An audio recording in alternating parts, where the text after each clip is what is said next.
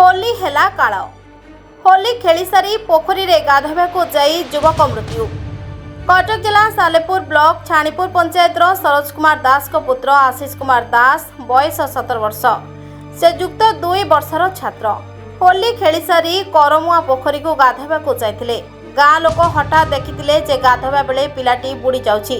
गाँ लोक डकाडकी होई पिलाटी को उद्धार करी सालेपुर गोष्ठी स्वास्थ्य केन्द्र को नहीं जाइथिले।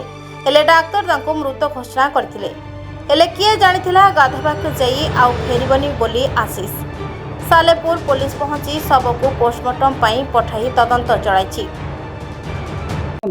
मो नाम अमूल्य कुमार बारी करमुआ कौन है पिला पिला पोखरी रे जाकी पहुँचुला माने गाधोआ जाइला गाधोआ गोड़ खसी आ पिला ना कौन आशीष कुमार दास सरोज कुमार दास कोगा बारबारी छाणीपुर बारबारी को पोखरी गई सेटा छाणीपुर सेटा करमुआ पोखरी जाइता। पिला पाठ करथि हां +2 साइंस पढ़थला।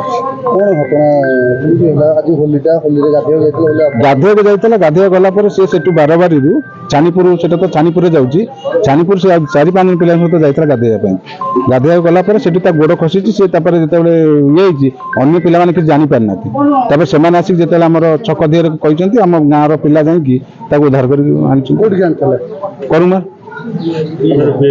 सालेपुर पीएससी की एठी डॉक्टर कौन कहले डॉक्टर लाग बहुत प्रकार चेष्टा कले लास्ट को कहले जे नहीं डेथ।